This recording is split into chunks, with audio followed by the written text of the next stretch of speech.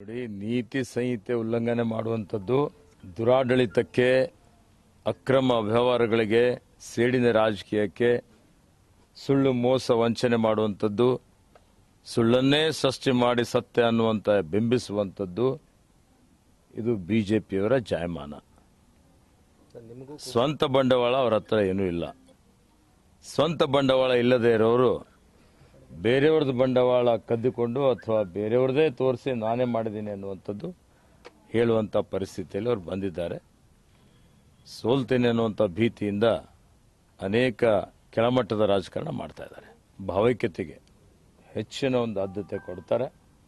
ಈ ದೇಶದಲ್ಲಿ, ರಾಜ್ಯದಲ್ಲಿ, ಕೇಂದ್ರದಲ್ಲಿ ಬದಲಾವಣೆಯಾಗಿ ಜಾತ್ಯತೀತ ಶಕ್ತಿಗಳು ಮತ್ತೆ ಅಧಿಕಾರಕ್ಕೆ ಬರ್ತವೆ.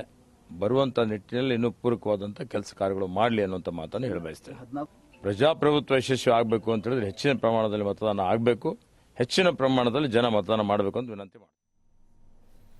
ಎಸ್ ಈಶ್ವರ ಖಂಡ್ರೆ ಹಾಗೆ ಅನಂತಕುಮಾರ್ ಹೆಗಡೆ ಇಬ್ಬರು ಮಾತನಾಡಿದ್ರೆ ನಾನು ನೋಡಿದ್ರಿ. ಸ್ವತಃ ಅಭ್ಯರ್ಥಿಗಳಾಗಿ ಜೊತೆಗೆ ಹೆಚ್ಚಿನ ಸಂಖ್ಯೆಯಲ್ಲಿ ಮತದಾನ ಆಗಬೇಕು, ದೇಶದ ಭವಿಷ್ಯವನ್ನು ಬರೀಬೇಕು ಅಂತ ಸಾಕಷ್ಟು ವಿಚಾರಗಳನ್ನು ಹೇಳಿದರು. ಹಾಗೆಯೇ ಮತದಾನ ಇವತ್ತು 14 ಲೋಕಸಭಾ ಕ್ಷೇತ್ರಗಳಿಗೆ ನಡೀತಾ ಇದೆ. ಸಾಕಷ್ಟು ಜನ ಘಟಾನುಘಟಿ ನಾಯಕರು ಈ ಕಣದಲ್ಲಿದ್ದಾರೆ.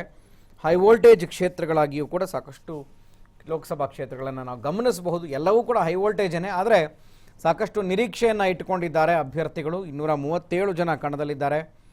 ಸೊ ಗಮನಿಸ್ತಾ ಇದ್ದೀರಿ, ಬಾಗಲಕೋಟೆಯ ಅಭ್ಯರ್ಥಿ ಬಿಜೆಪಿ ಅಭ್ಯರ್ಥಿ PC ಗದ್ದಿಗೌಡರು ಕೂಡ ಮತ ಚಲಾವಣೆ ಮಾಡ್ತಾ ಇದ್ದಾರೆ. ಆ ದೃಶ್ಯಗಳನ್ನು ನೀವು ಗಮನಿಸಬಹುದು. ಘಟಾನುಘಟಿ ನಾಯಕರೆಲ್ಲರೂ ಕೂಡ ತಮ್ಮ ಕುಟುಂಬ ಸಮೇತರಾಗಿ ಬಂದು ಮತ ಚಲಾವಣೆಯನ್ನು ಮಾಡ್ತಾ ಇದ್ದಾರೆ. ಈ ಮುಖೇನ ಒಟ್ಟಾರೆ ನಾವು ಪ್ರಜಾಪ್ರಭುತ್ವದ ವ್ಯವಸ್ಥೆಯಲ್ಲಿ ಇರುವವರು, ಕಾನೂನಿನ ಚೌಕಟ್ಟಿಗೆ ಒಳಪಡುವವರು, ಜೊತೆಗೆ ಸಂವಿಧಾನಬದ್ಧ ಹಕ್ಕುಗಳನ್ನು ಪಡೆದುಕೊಂಡಿರುವವರು.